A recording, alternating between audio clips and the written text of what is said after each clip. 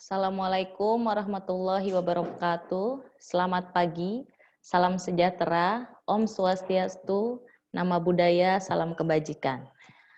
Sebelumnya perkenalkan, nama saya Esti dari Ambulan 118 akan membawakan materi tentang pengendalian dan pencegahan infeksi kurang lebih selama 30 menit. Mohon diperhatikan persentase dari saya. Untuk pertanyaan dapat disampaikan di akhir materi, dapat juga disampaikan melalui chat ya. Baik, saya akan tampilkan slide tentang presentase kali ini, yaitu tentang pengendalian dan pencegahan infeksi. Oke, slide. Oke, pencegahan dan pengendalian infeksi dari AGD 118 ya. Ini adalah edisi ke-7. Ini merupakan penambahan materi karena kita berada di situasi pandemik wabah COVID-19 sehingga materi ini kami tambahkan. Sebelum ke pembahasan ya, kita harus kenal dulu apakah virus COVID-19. Virus COVID-19 ini merupakan keluarga dari virus MERS dan SARS ya, yang gejalanya menyerang sistem pernafasan. Gejalanya timbul mulai dari gejala ringan hingga gejala berat ya. Dan virus ini ditularkan melalui dari hewan ke manusia. Sampai saat ini cuma belum diketahui ya hewan apa yang menularkan ke manusia untuk virus COVID-19 dan sampai saat ini belum ditemukan untuk vaksinnya ya. Oke, berdasarkan bukti yang tersedia, COVID-19 ini awalnya ya ditularkan melalui kontak droplet ya, kontak droplet atau kontak dekat dengan pasien. Ya, pasien atau korban yang menderita COVID-19, bukan melalui transmisi udara pada awalnya ya. Kemudian orang-orang yang paling berisiko terhadap infeksi ini yaitu orang yang berhubungan dekat dengan pasien COVID-19, yang merawat pasien bisa di rumah sakit atau pelayanan kesehatan lainnya. Nah, untuk saat ini sesuai dengan perkembangan zaman, COVID-19 ini informasi terbaru bisa juga tertular lewat udara atau airborne, di mana penularannya melalui partikel yang lebih kecil dari droplet yang kita sebut dengan aerosol. Ukurannya kurang dari 5 mikro ya, dan bisa bertahan di udara lebih dari 2 jam yang paling lama. Oleh karena itu materi ini kita rasa hal yang harus disampaikan ya. Oke. Untuk tindakan pencegahan dan upaya merupakan kunci penerapan di pelayanan kesehatan dan masyarakat. Langkah-langkah pencegahan meliputi ada 6 langkah ya yang akan kita informasikan. Yang pertama yaitu melakukan kebersihan tangan menggunakan hand sanitizer jika tangan tidak terlihat kotor ya. Tetapi jika tangan Bapak Ibu di sini terlihat kotor, sebaiknya menggunakan air mengalir dan menggunakan sabun ya. Kemudian untuk penggunaan hand sanitizer sebaiknya tidak dilakukan terlalu banyak atau berkali-kali. Bisa maksimal 3 kali menggunakan hand sanitizer, kemudian segera mencari air untuk cuci tangan dengan sabun. Lalu menghindari menyentuh mata, hidung, dan mulut, kemudian menerapkan etika batuk atau bersin dengan menutup hidung dan mulut dengan lengan atas ya atau dengan tisu. Kemudian tisunya dibuang ke tempat sampah, ya jangan dibuang sembarangan karena bisa saja mengandung virus. Kemudian pakailah masker medis jika memiliki gejala pernafasan. Jadi bagi yang tidak memiliki gejala pernafasan, sebaiknya menggunakan masker yang berbahan kain pun bisa dilakukan ya. Kemudian menjaga jarak minimal 1 meter dari orang yang mengalami gejala gangguan pernafasan. Jaga jarak intinya. Nah, di depan ini adalah pamflet ya atau stiker-stiker yang banyak sekali dicanangkan ya, dan kita pun sudah banyak melihat di mana-mana tentang pencegahan penularan. Hal ini diinformasikan sebagai upaya untuk masyarakat mematuhi agar terhindar dari COVID-19 ya. Oke, strategi pencegahan dan pengendalian infeksi itu ada beberapa bagian, ya, ada 5 bagian. Yang pertama, menjalankan langkah-langkah pencegahan standar untuk semua pasien, ya. Yang kedua, memastikan identifikasi awal dan pengendalian sumber. Kemudian menerapkan pengendalian administratif, ya. Yang berikutnya, menggunakan pengendalian lingkungan dan rekayasa. Kemudian menerapkan langkah-langkah pencegahan, tambahan empiris atas kasus pasien dalam pengawasan dan konfirmasi COVID-19. Apakah strategi tersebut? Ya, akan diuraikan pada slide berikutnya. Nah, strategi pertama tadi ya, menjalankan langkah-langkah pencegahan standar untuk semua pasien. Apa saja itu? Dengan menerapkan kewaspadaan di semua fasilitas pelayanan, meliputi menjaga kebersihan tangan dan pernafasan. Kebersihan tangan tentunya dengan rajin mencuci tangan. Pada saat kapan mencuci tangan? Pada saat sebelum menyentuh pasien, setelah menyentuh pasien, ya, ketika menyentuh alat-alat, sebelum menyentuh alat-alat medis dan setelah menyentuh alat-alat medis bekas pasien, maka lakukan cuci tangan. Kemudian mencegah terinfeksi lewat pernafasan dengan penggunaan masker. Ya, jadi penggunaan masker ini disesuaikan dengan kebutuhan.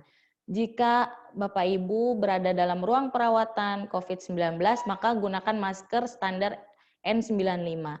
Namun jika Bapak Ibu jaga di ruangan perawatan yang non COVID-19, boleh menggunakan masker bedah biasa.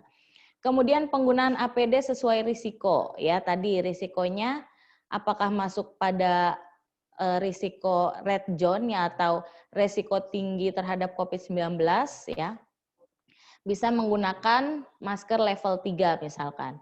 Ya, atau APD level 3. Tapi kalau misalkan resikonya rendah, ruang perawatan biasa hanya menggunakan APD level 1. Jadi sesuaikan dengan resikonya. Kemudian pencegahan luka akibat benda tajam dan jarum suntik. Ini berhubungan dengan pembuangan limbah-limbah dari bekas pasien ya. Artinya kalau dulu memang sudah dipisahkan biasanya yang infeksius dalam box warna kuning. Nah, sekarang box warna kuningnya tersebut disimpan biasanya di ruangan dekat dengan ruangan pasien yang terkonfirmasi COVID-19. Kemudian nanti pada saat membersihkannya pun ya, yang membersihkan itu orang khusus dan menggunakan APD ya. Oke. Kemudian untuk membersihkan linen atau kain bekas pasien, bisa itu spray, selimut, atau baju. Biasanya menggunakan sebelum dicuci ya, biasanya menggunakan air panas direndam dulu. Ya, suhunya kurang lebih 60 derajat. Kemudian redam dengan cairan deterjen atau cairan klorin ya. Baru kemudian dicuci. Dan biasanya untuk yang membersihkan atau mensterilkan ini juga ada petugas khusus. Oke. Upaya yang kedua yaitu memastikan identifikasi awal dan pengendalian sumber, ya.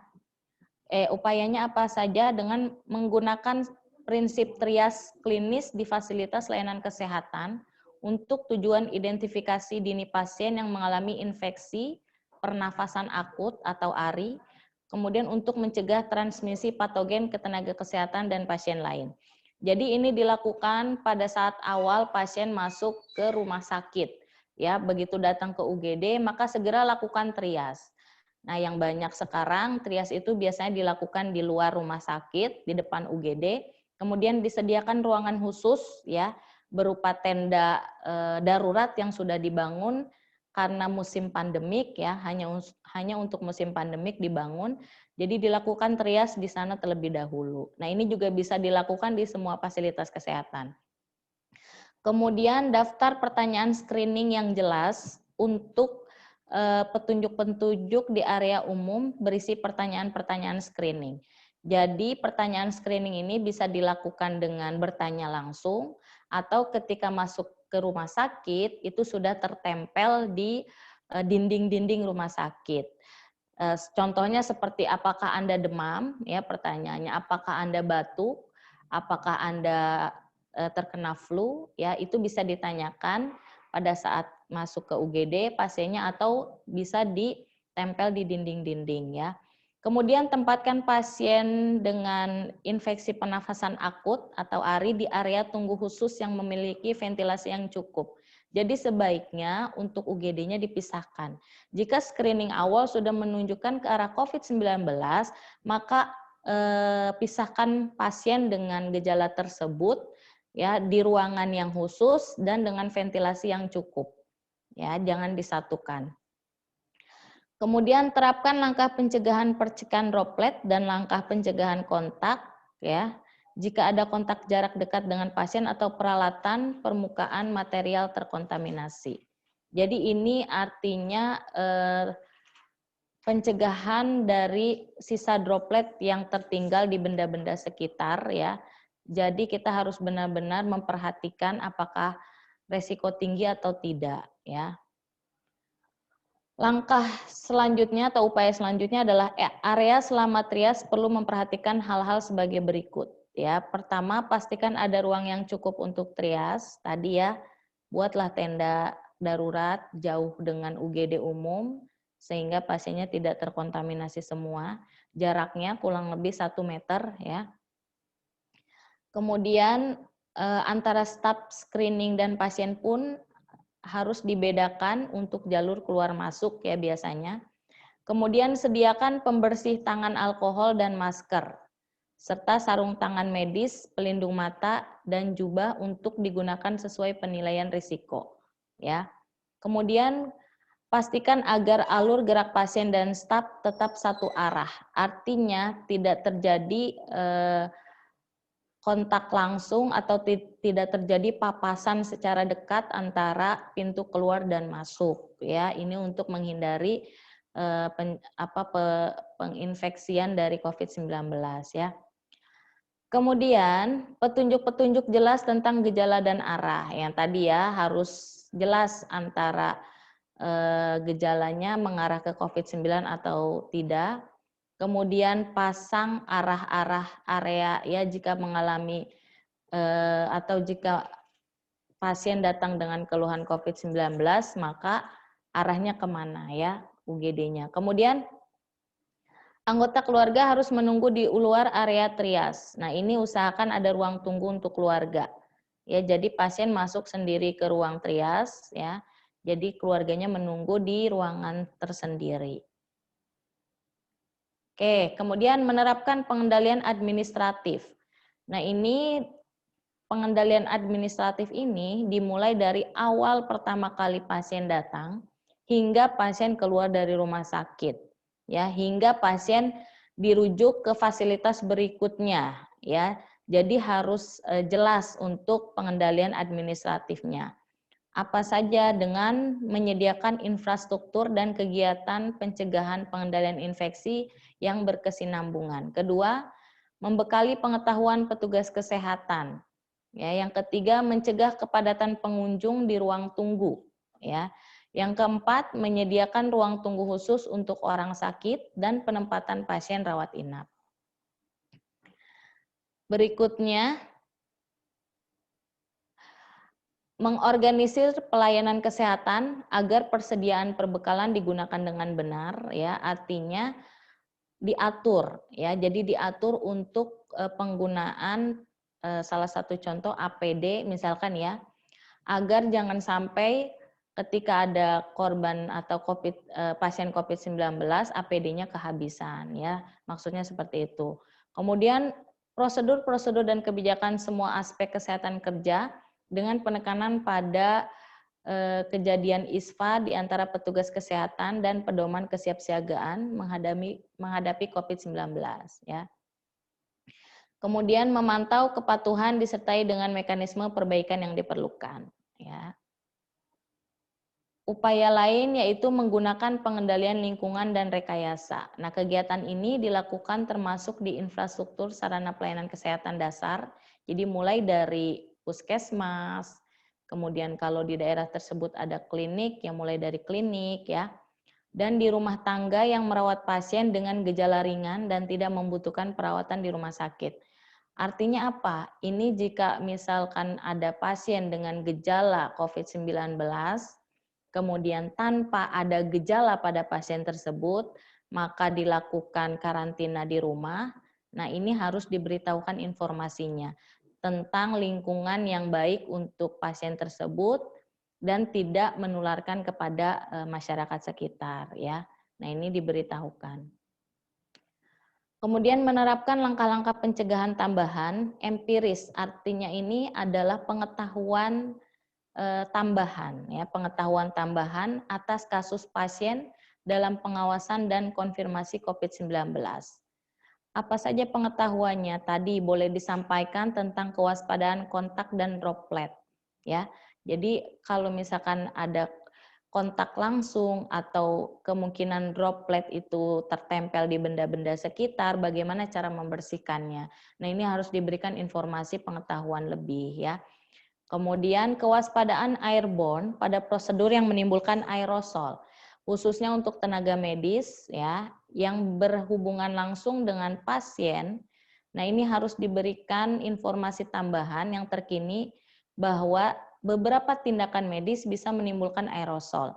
Salah satu contohnya adalah ketika resusitasi jantung paru, ketika melakukan bagging kepada pasien, ketika melakukan pemasangan ventilator. Nah, ini sangat sekali beresiko tertular dari aerosol. Ya, ini yang harus diberikan pengetahuan. Oke, kemudian di sini saya akan bahas tentang cara penggunaan APD menurut standar WHO ya. Nah, ini yang akan kita bahas sebenarnya dua Bapak Ibu, yaitu cara menggunakan dan cara melepas.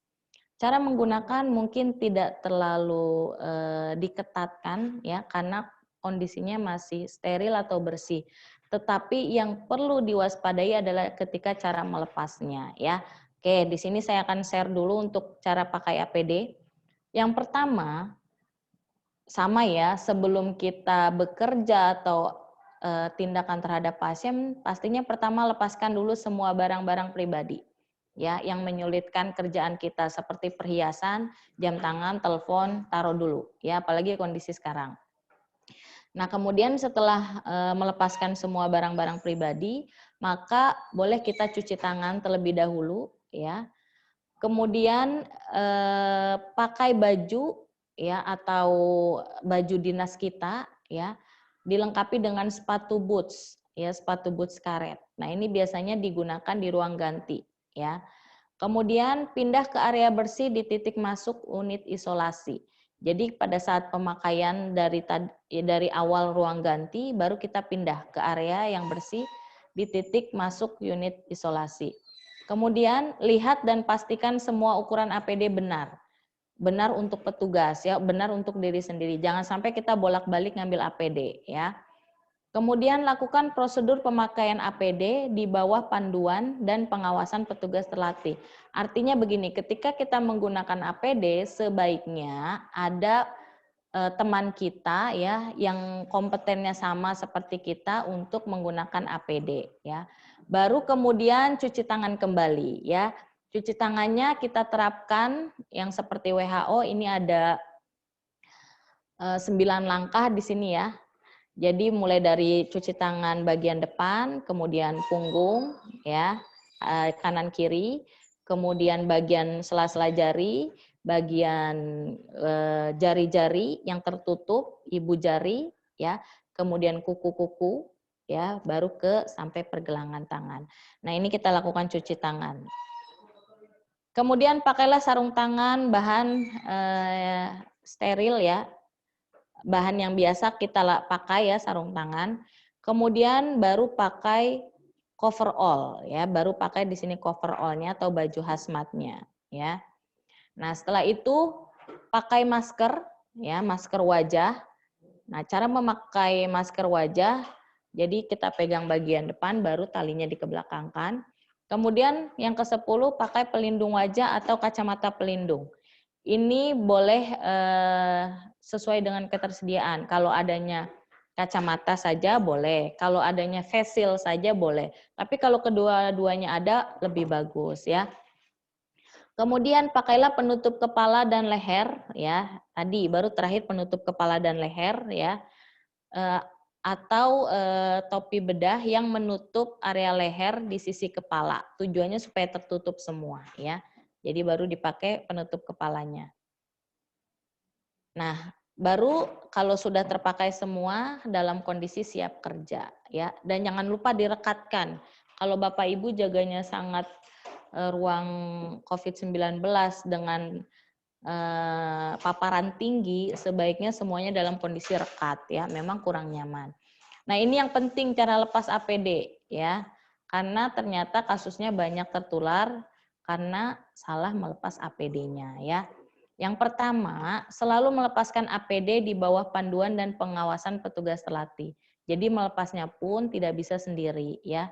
Harus dengan pengawasan.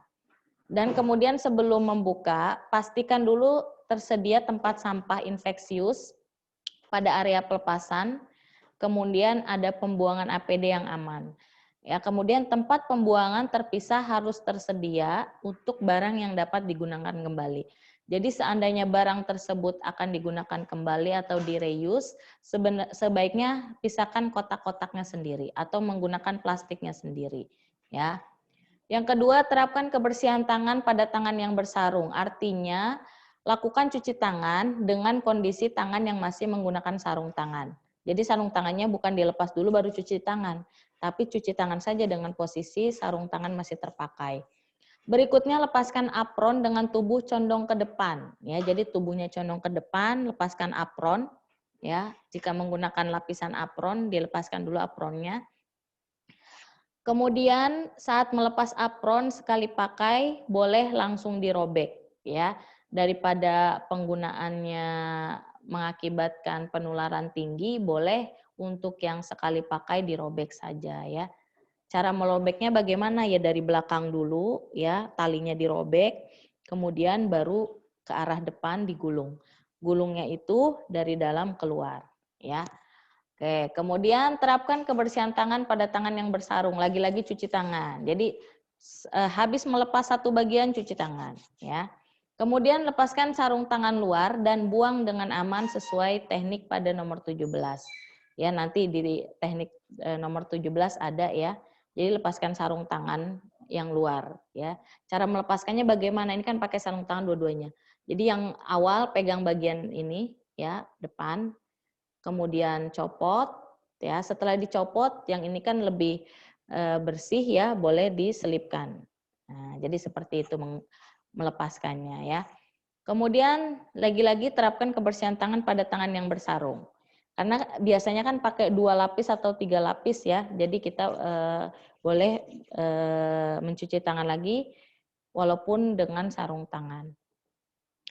Berikutnya, lepaskan penutup kepala dan leher dengan hati-hati untuk menghindari kontaminasi wajah.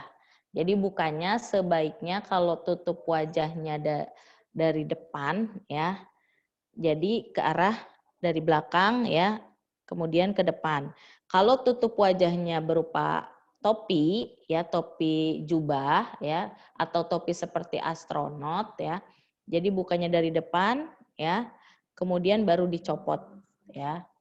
Ke arah atas ini, ya, biasanya, ya.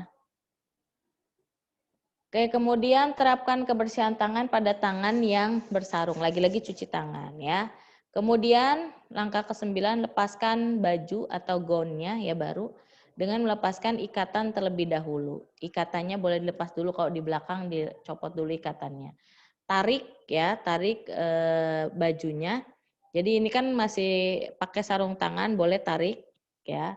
Setelah itu lepas, baru pegang bagian dalam, ya, kemudian diputar, ya, sampai semuanya terbuka bagian bawah. Kemudian langkah yang ke-10, setelah melepaskan gaun, cuci tangan, ya, dengan tangan yang bersarung. Kemudian lanjutkan melepaskan pelindung mata. Nah, boleh lepaskan kacamatanya atau lepaskan face shield-nya. Nah, pada saat melepaskan tidak perlu memegang bagian depan. Jadi langsung ambil talinya, buka. Ya, begitupun face shield. Perekatnya dibuka, langsung dibuka, ya, tanpa memegang bagian depan. Karena ini terkontaminasi. Kemudian berikutnya masker bedah, ya, baru kita buka. Cara membukanya sama, tidak perlu memegang bagian masker depan, tapi talinya langsung kita buka, ya. Talinya yang mana? Talinya yang pertama dibuka, biarkan menggantung, baru yang kedua. Oke. Nah, kemudian lepaskan sepatu, ya. Nah, ini yang ke-14 ya, poin ke-14 kan hilang. Nah, 14 ini sama, cuci tangan lagi, ya, dengan tangan yang masih bersarung. Kemudian baru lepaskan sepatu boot, ya.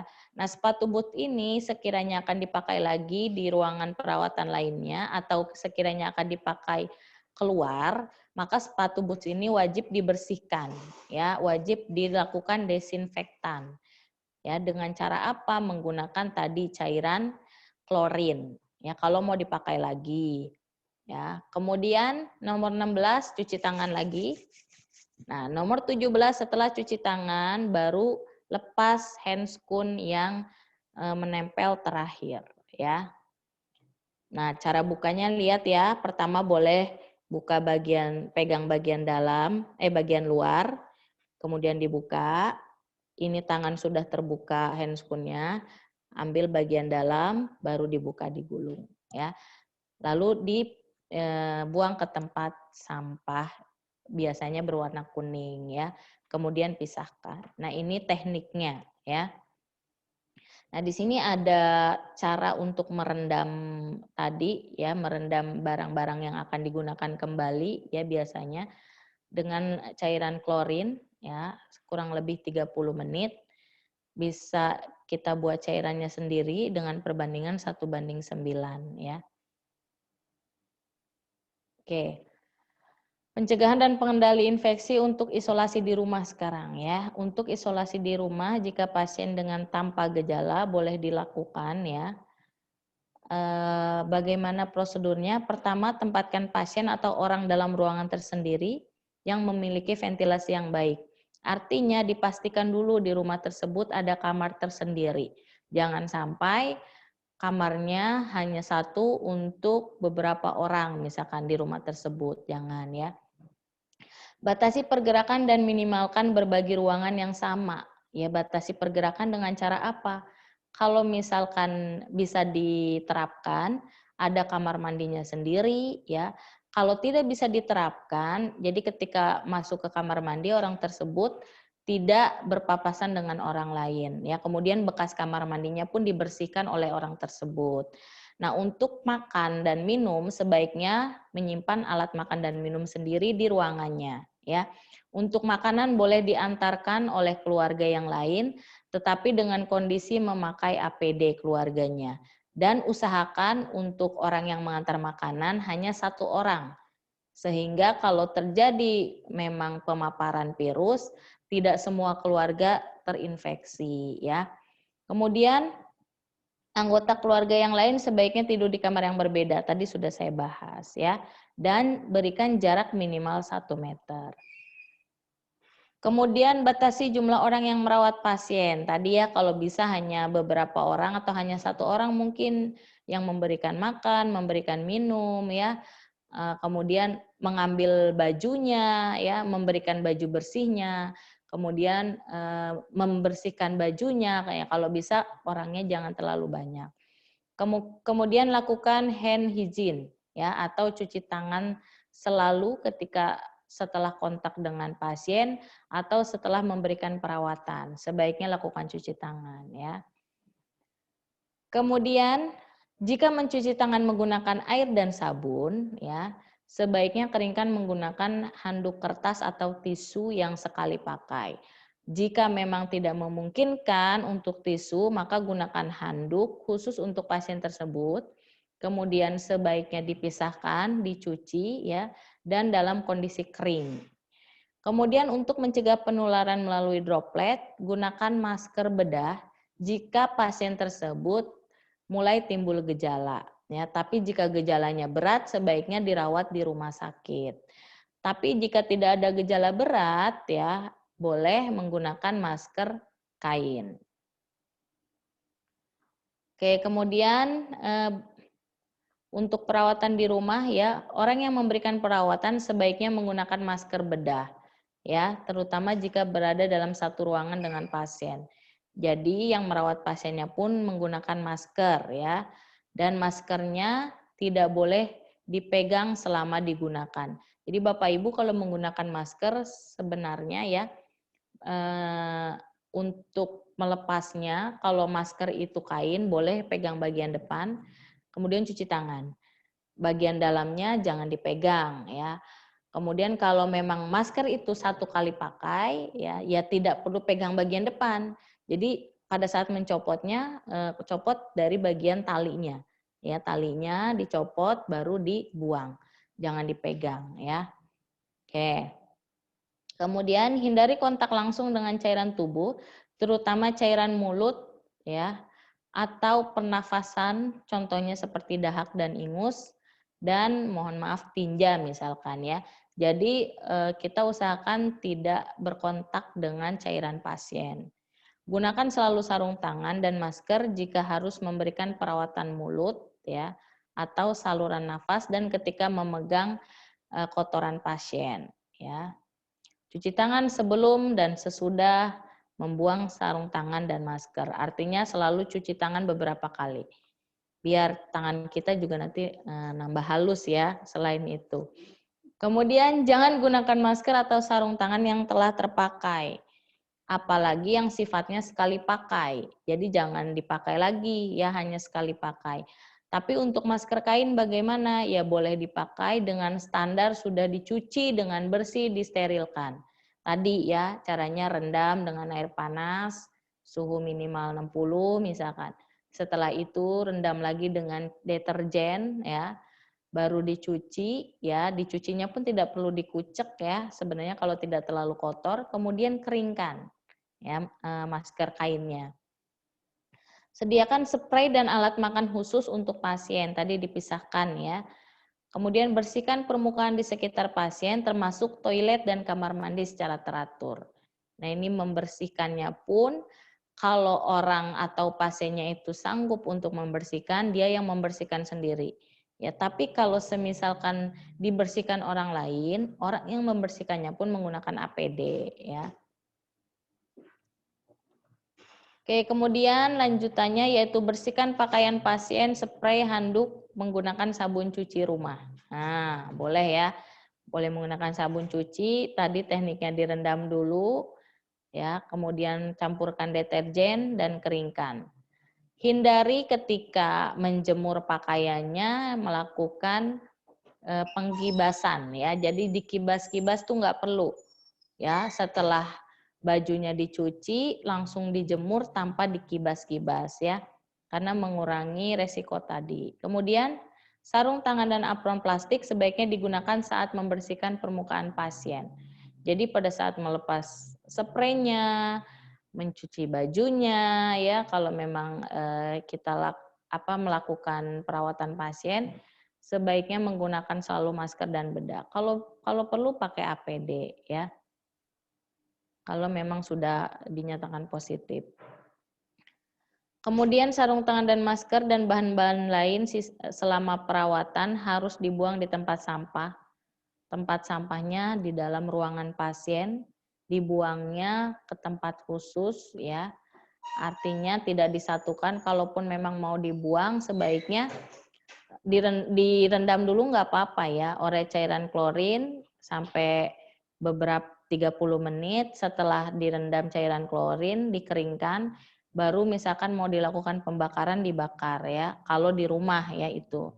Kemudian hindari kontak dengan barang-barang terkontaminasi lainnya seperti sikat gigi, alat makan, handuk, pakaian, dan spray. Kemudian ketika petugas kesehatan memberikan pelayanan kesehatan rumah, maka selalu perhatikan APD dan ikut rekomendasi pencegahan penularan penyakit melalui droplet ya. Nah, ini pencegahan dan pengendalian infeksi untuk observasi ya. Jadi untuk melakukan observasi pada pasien dengan karantina di rumah. Pertama tentang kepatuhan ya. Nah, kepatuhan ini masyarakat harus diberikan pedoman yang jelas, transparan, konsisten, dan terkini serta diberikan informasi yang dapat dipercaya tentang tindakan observasi. Ya, artinya berikan informasi yang jelas pada masyarakat ya. Kemudian khususnya untuk daerah-daerah yang memang sudah sesudah banyak korban COVID-19-nya ini diberikan informasi pada masyarakat. Kemudian keterlibatan masyarakat sangat penting jika tindakan observasi harus dilakukan. Ya, jadi berikan informasi kepada masyarakat jika memang terdapat warganya yang sedang dikarantina di rumah ya. Kemudian orang yang diobservasi perlu diberi perawatan kesehatan, dukungan sosial dan psikososial, serta kebutuhan dasar termasuk makanan, air, dan kebutuhan pokok lainnya. Artinya orang tersebut yang sedang dilakukan karantina di rumah dan dilakukan observasi di rumah, beri dukungan, jangan dikucilkan karena ini penyakit ya, bukan suatu dosa ya. Jadi ini beri dukungan. Berikan informasi kepada masyarakat yang jelas agar mendukung pasien tersebut dan kalau bisa secara gotong royong menyediakan kebutuhan pasien. Ya, contohnya misalkan Pak RT-nya memberikan arahan kepada masyarakatnya untuk secara bergantian memenuhi kebutuhannya dengan dikirimkan ke rumahnya misalkan ya. Kemudian untuk faktor budaya, geografis, dan ekonomi mempengaruhi efektivitas observasi. Ya, sangat mempengaruhi khususnya untuk ekonomi masyarakat tersebut ya atau korban tersebut yang sedang dikarantina. Ya, sudah dia dikarantina, sudah dia tidak bekerja ya, maka perekonomiannya akan terganggu ya. Sebaiknya ini diinformasikan ya kepada masyarakat semua ya untuk bergotong royong membantu pasien tersebut yang karantina di rumah ya. Nah, kemudian pencegahan berikutnya ya pada saat observasi, pada pelaksanaan observasi harus memastikan hal-hal sebagai berikut. Yang pertama, tata cara observasi dan perlengkapan selama masa observasi. Jadi beri informasi kepada masyarakat ya atau kepada orang yang melakukan observasi ya. Jadi cara observasinya seperti apa ya. Kemudian tindakan pencegahan dan pengendalian infeksi yang minimal. Tadi menggunakan masker kalau saat observasi, pada saat memeriksa pasien ya, menggunakan masker dan handscoon ya, cuci tangan yang sering misalkan ya. Kemudian alat-alat pemeriksaannya sebaiknya tidak dipakai untuk orang lain, misalkan boleh itu diberi informasi. Oke, kemudian pencegahan dan pengendalian infeksi di fasilitas pelayanan kesehatan prarujukan. Nah, ini khusus untuk orang-orang yang bekerja di luar rumah sakit ya atau di pre-hospital. Ya, salah satunya adalah di fasilitas transportasi contohnya ya. Nah, penanganan awal, isolasi dan penanganan kasus awal yang sudah dilakukan dengan wawancara dan anamnesa dan dinyatakan sebagai pasien dalam pengawasan segera dilakukan isolasi di rumah sakit rujukan ya untuk mendapatkan tata laksana lebih lanjut ya. Kemudian menyiapkan transportasi untuk rujukan ke rumah sakit rujukan. Ya, bagaimana caranya? Pertama menghubungi rumah sakit rujukan untuk memberikan informasi pasien dalam pengawasan yang akan dirujuk. Jadi bila tiba-tiba pasien observasi di rumah mengalami gejala, ya kemudian drop pasiennya maka harus dirujuk ke rumah sakit. Nah ini hubungi rumah sakit rujukannya terlebih dahulu. Khususnya untuk rumah sakit dengan perawatan pasien COVID-19. Pastikan dulu ya. Karena tidak semua rumah sakit merawat pasien dengan COVID-19. Kemudian petugas yang akan melakukan rujukan harus secara rutin menerapkan kebersihan tangan dan mengenakan masker serta sarung tangan medis. Nah ini wajib bagi petugasnya ya. Nah ini salah satu contohnya ya, karena 118 berada di bidang pra rumah sakit, maka ini kita sudah melakukan beberapa kegiatan ya berhubungan dengan pasien ya, pasien dengan suspek COVID ya atau dengan pengawasan ODP misalkan ya. Kemudian pasien dengan PDP, tapi selama ini untuk pasien yang COVID-19 kita belum ada ya. Kalaupun ada nantinya, mobil telah kita sediakan khusus, mobilnya dipisahkan ya dari pasien dengan COVID-19 dan bukan COVID-19 ya. Ada prosedurnya ya. Oke, kemudian nah ini pencegahan dan pengendalian infeksi untuk penanganan kargo ya. Pada saat menerima barang ya atau pengiriman barang ya, ini berhubungan dengan hal tersebut. Nah, ini memakai masker apapun jenisnya tidak dianjurkan saat menangani kargo di negara atau area yang terjangkit. Kenapa seperti ini? Jadi sebenarnya tidak dianjurkan Bapak Ibu untuk menggunakan masker bagi yang bekerja di kargo, karena dari penelitiannya belum ditemukan tingkat paparan tinggi dari barang-barang atau apapun yang dikirim lewat kargo atau diterima lewat kargo ya. Jadi belum ada untuk penelitiannya paparan tingginya. Maka boleh tidak menggunakan masker, tidak dianjurkan di sini. Tetapi untuk saat ini Bapak Ibu dianjurkan untuk menggunakan masker, minimal masker yang berbahan kain. Ya. Artinya apa? Jangan pakai masker yang N95, itu hanya untuk tenaga medis ya. Kalau mau pakai masker ya masker yang kain boleh. Kemudian sarung tangan tidak diperlukan kecuali digunakan untuk perlindungan terhadap bahaya mekanis ya. Apalagi sarung tangannya misalkan sarung tangan medis, sebaiknya Bapak Ibu ya tidak menggunakan sarung tangan medis untuk keperluan yang bukan medis. Kalaupun ada bahaya mekanis seperti bahaya pada saat memindahkan, mengangkat barang tersebut atau alat-alat kargo, sebaiknya menggunakan sarung tangan yang berbahan kain ya, seperti sarung tangan tukang bangunan misalkan. Nah, itu lebih dianjurkan ya. Dan jika hanya ada bahaya mekanis tadi. Kemudian penggunaan sarung tangan harus tetap menerapkan kebersihan tangan. Sebelumnya juga harus tetap cuci tangan walaupun sudah pakai sarung tangan ya.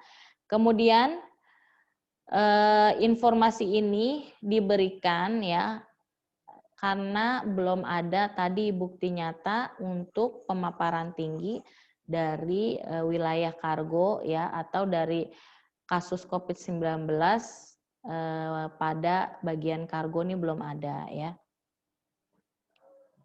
Nah, sekarang tambahannya lagi pencegahan dan pengendalian infeksi untuk pemulasaran jenazah. Nah, ini ya banyak sekali ya di berita-berita saja banyak ya pro kontra tentang pengurusan jenazah pasien COVID-19. Nah, ini sudah ada standarnya ya. Pertama, petugas kesehatan harus menjalankan kewaspadaan standar ketika menangani pasien yang meninggal akibat penyakit menular. Wajib menggunakan APD yang sama dengan perawatan pasien COVID-19 walaupun pasien tersebut telah meninggal ya. APD-nya harus lengkap level 3 ya. Dan menangani jenazahnya juga tidak sembarang orang ya. Kemudian jenazah harus terbungkus seluruhnya dalam kantong jenazah yang tidak mudah tembus cairan pasien ya. Jadi tidak tembus udara, tidak tembus air ya, memang harus sudah dibungkus ya. Kemudian jangan ada kebocoran cairan tubuh yang mencemari bagian luar kantong jenazah. Nah, ini benar-benar diperhatikan pada saat membungkus pasiennya, jangan sampai ada yang tertinggal cairan pasiennya ya. Jadi kalau ada dibersihkan bagian luarnya. Kemudian pindahkan sesegera mungkin ke kamar jenazah setelah meninggal dunia. Ya. Jadi jangan terlalu lama ya. Maksimal itu 4 jam, 3 sampai 4 jam biasanya ya.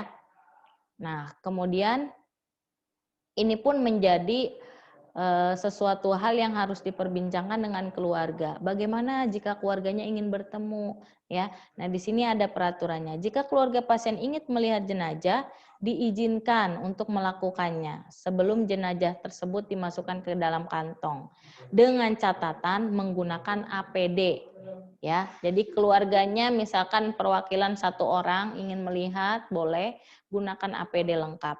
Kemudian petugas harus memberi penjelasan kepada pihak keluarga tentang penanganan khusus bagi jenazah yang meninggal dengan penyakit menular. Nah, ini berhubungan dengan sensitivitas agama ya. Karena di beberapa keyakinan ya, di beberapa keyakinan atau tentang pengurusan jenazah, khususnya umat Muslim, misalkan ya. Saya kurang tahu untuk yang lain ya, untuk agama yang lain, ini khususnya untuk Muslim tersendiri, ada prosedurnya untuk melakukan perawatan jenazah berhubungan dengan kepercayaan ya. Nah ini harus benar-benar didiskusikan dengan keluarga. Kalau bisa ajak bagian rohani yang memang benar-benar paham tentang hukum ya, dan bagaimana secara agama memandang bahwa pemulasaran jenazah COVID-19 ini sesuai dengan keyakinan agama tersebut ya. Jadi kalau bisa sudah ada bagian kerohaniannya ya untuk dibicarakan. Begitu pula untuk adat istiadat dan budaya dari masyarakat tersebut harus dijelaskan ya. Nah ini sering sekali sampai ke pemakaman, digali kembali dan lain-lain ya. Ini sebaiknya dijelaskan pada masyarakat bahwa untuk wabah tersebut memang harus dengan prosedur yang ketat ya. Kemudian jenazah tidak boleh dibalsem atau disuntik pengawet ya. Nah ini jenazahnya tidak boleh dibalsem dan disuntik pengawet. Jika akan diotopsi harus dilakukan oleh petugas khusus karena tadi berhubungan dengan cairan atau droplet-droplet mungkin yang ada di tubuh jenazah tersebut. Kemudian jika diizinkan oleh keluarga dan direktur rumah sakit. Jadi lakukan prosedur permintaan izin atau inform consent terlebih dahulu. Jenazah yang sudah dibungkus tidak boleh dibuka lagi. Nah, oleh karena itu jika ingin memperhatikan atau jika ingin keluarganya melihat, maka sebelum dibungkus. Karena kalau sudah dibungkus tidak boleh dibuka lagi. Jenazah hendaknya diantar oleh mobil jenazah khusus, ya, supirnya pun memakai APD, ya, kemudian biasanya tidak ada keluarga yang ikut juga di mobil jenazah tersebut untuk amannya ya, dengan mobil yang terpisah biasanya. Jenazah sebaiknya tidak lebih dari 4 jam. Tadi ya saya sudah katakan tidak lebih dari 4 jam disemayamkan di pemulasaran jenazah. Jadi jangan terlalu lama. Oke, slide. Nah, itu saja mungkin Bapak Ibu ya. Pencegahan pengendalian infeksi yang bisa kami informasikan. Semoga informasinya bermanfaat. Ya, salam dari Ambulan 118. Tetap jaga kesehatan, gunakan minimal masker, sering cuci tangan, jaga jarak ya, tetap waspada ya, perkuat imun Bapak Ibu ya. Jangan sampai tertular penyakit COVID-19. Cukup sekian untuk materi hari ini ya. Saya tutup. Assalamualaikum warahmatullahi wabarakatuh. Selamat pagi.